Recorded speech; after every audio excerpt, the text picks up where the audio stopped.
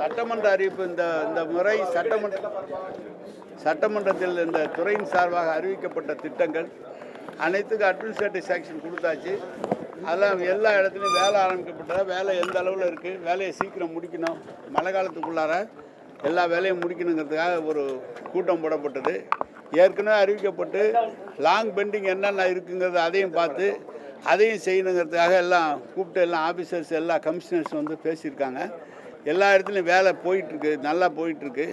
அதே மாதிரி வேலைகள் ஏற்கனவே ஆரம்பிக்கப்பட்ட வேலைகள் 70%, 60%, 80% முடிஞ்சதை சீக்கிரம் முடிக்கணும், மழை காலத்துக்குள்ளாக முடித்து கொண்டு வரணும்னு அவங்கள்ட்ட பேசியிருக்கான். எல்லாமே டியூனப் பண்ணுறதுக்காக செக்ரட்டரி எல்லா டிபார்ட்மெண்ட்டுடைய ஹெட்டு எங்களுடைய டிபார்ட்மெண்ட் ஹெட்டு எல்லா ஆஃபீஸர்ஸும் இங்கே இருக்காங்க. அதை பேசிட்டு வந்திருக்கோம்.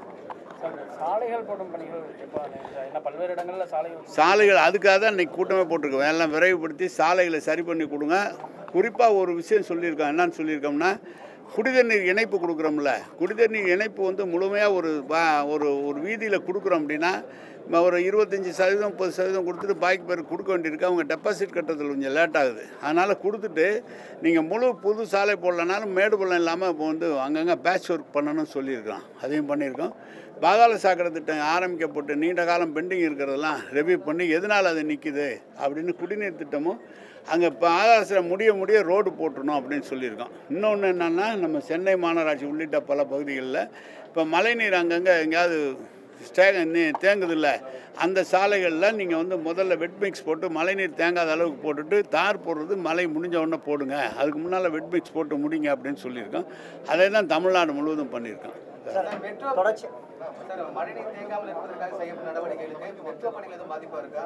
இல்லை ஒன்றும் மெட்ரோ பணிகள்லாம் எல்லாம் ஆன்கோயிங் நல்லா போயிட்டுருக்கு. மெட்ரோ பணி இப்போ அது வந்து கிட்டத்தட்ட இப்போ செம்பரம்பாக்கம் 240 MLD கொடுத்துக்கிட்டு இருக்கான். இப்போ ஒரு பைப் லைன் 17, 18, 18 ஒரு 3 நாளைக்கு நிறுத்தி பைப் லைன் கனெக்ட் பண்ணிட்டாங்கன்னா ஒரு நாளைக்கு 540 MLD வரைக்கும் கொடுக்கலாம். அதனால் சென்னையை பொறுத்த வரைக்கும் குடிநீர் பிரச்சனைகளே எந்த இடத்துலையும் இல்லை, வராது. நல்லபடியாக வந்திருக்கு. கோடை காலத்தில் சென்னையினுடைய குடிநீர் தேவையை பூர்த்தி பண்ணியிருக்கோம் சார். இது வரைக்கும் நான் வந்து பொறுப்பெடுக்கிற போது இந்த திமுக ஆட்சி நம்முடைய முதலமைச்சர் வந்து பொறுப்பேற்கிற போது 900 MLD கொடுத்துருக்கோம் சென்னையில். இப்போ 2 வருஷமாக 1100 MLD தினந்தோறும் கொடுத்துட்ருக்கோம். மேலே தேவைனாலும் கொடுக்கறதுக்கு நம்மகிட்ட தண்ணி இருக்குது, கொடுக்கறதுக்கு வசதி இருக்குது, கொடுக்கக்கூடிய அளவுக்கு எல்லா வசதியும் பண்ணியிருக்கோம். அதை விட கூடுதலாக ஒரு 3500 கோடியில் நம்முடைய முதலமைச்சர் வந்து கேட்டுக்கொண்ட ரிங் மைன் போடுறோம். இப்போ எல்லாம் ஒன்றிய அரசு அதுக்கு அனுமதி கொடுத்துட்டாங்க. கிட்டத்தட்ட சென்னையை சுற்றி சுற்றுவட்ட சாலை மாதிரி ரிங் மைன் எல்லா இடத்துலையும் பைப் லைன் போட போகிறாங்க. இப்போ டெண்டர் விட போகிறாங்க. அதனால் எந்த இடத்துல தண்ணி இல்லைனாலும் கொண்டு போய் சேர்க்கக்கூடிய வசதி பண்ணிட்டோம் சென்னையை பொறுத்த வரைக்கும். துறையினுடைய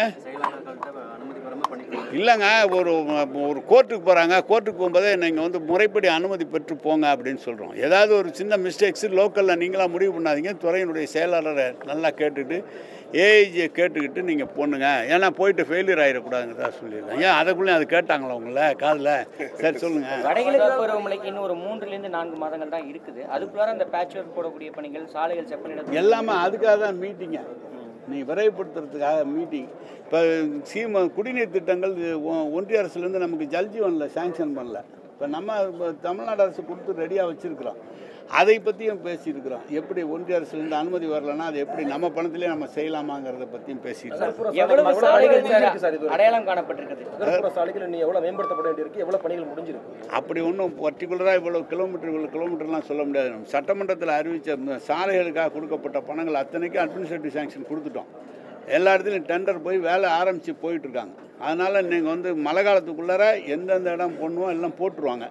மலையில் தண்ணி நிற்கிற இடம் மட்டும் வெட் மிக்ஸ் போட்டு அதுக்கப்புறம் ரோடு போடுவாங்க. குடி தண்ணீர் கொடுக்கறது பாதாள சாக்கடை திட்டம் போடுறதையும் அந்த இடத்துல ரோடை வந்து வெட் மிக்ஸ் போட்டு மேடு பள்ளம் எல்லாம் பண்ணி முடிஞ்ச உடனே தான் போடுவாங்க, ரோடு போடுவாங்க. சார், பள்ளிக்கரணை சாலை விரிவாக்கத்துக்கு வந்து 52 கோடி ஒதுக்குன்னு சொல்லியிருந்தீங்க லாஸ்ட் டைம். இப்போ இன்னும் அது விரிவாக்கம் பண்ணாமல் இருக்குது. நாங்கள் எங்கள் டிபார்ட்மெண்ட்டில் இல்லை, நமக்கு இல்லை. அது இந்த டிபார்ட்மெண்ட் நம்மளது இல்லை, நம்மளது இல்லை பள்ளிக்கரணை. அதான் வணக்கம்.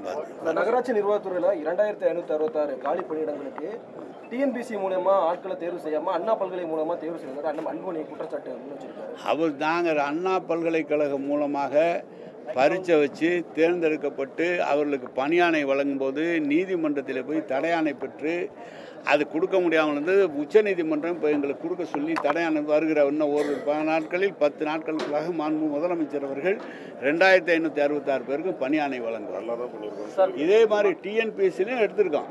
டிரான்ஸ்போர்டு மெட்ரோலாம் எவ்வளோ கேட்குறாங்களோ எங்களுக்கு கிட்டத்தட்ட 200-300 பேர் அவங்க கொடுத்துருக்காங்க. எங்களுடைய ஃபுல்ஃபில் பண்ண முடியல, அதனால தான் இதை எடுத்துருக்குறோம். சரி, அது ஒன்றும் டிஎன்பிஎஸ்சியை விட கடுமையான எக்ஸாம் வச்சு தான் எடுத்துருக்குறோம். சார், ஒரு சில இடங்களில் மக்களால் தேர்ந்தெடுக்கப்பட்ட மாமன்ற உறுப்பினர்களுக்கு அதிகாரிகள் ஒத்துழைப்பு வழங்குதுன்னு ஒரு சில கவுன்சிலர் குற்றச்சாட்டு சொல்லிட்டு இருக்காங்க. அது சொல்லுவாங்க, அல்லாது எதிர்கட்சி கவுன்சிலர் சொல்லுவாங்க. எப்படி அதிகாரிகள்லாம் ஒத்துழைப்பு கொடுக்காம கேட்டதை பூரா அதெல்லாம் ஒன்று சார். மதுரை மாநகராட்சியிலே வரி வசூல் பண்றதுல முறைகேடு நடந்திருக்குது அப்படின்னு சொல்லி எதிர்க்கட்சி தலைவர் எடப்பாடி பழனிசாமி பல குற்றச்சாட்டுகளை வச்சிருக்காரு. அவர் காலத்தில் நடந்ததெல்லாம் சொன்னால் நீங்கள் இன்னைக்கு சாயந்தரம் வரைக்கும் சொல்லுவேன். அதெல்லாம் ஒன்றும் இல்லை, எல்லாமே முறைப்படி நடந்துகிட்டு இருக்கோம். அதிகாரிகள் தேர்ந்தெடுக்கப்பட்ட பிரதிநிதிகள் அதிகாரிகளை கூப்பிட்டா அவங்களுக்கு மரியாதை கொடுத்து பண்ணுறான். செய்ய முடியாத செய்யினா எந்த அதிகாரி செய்வாங்க? செய்ய முடியாதுல்ல. அது வணக்கம்.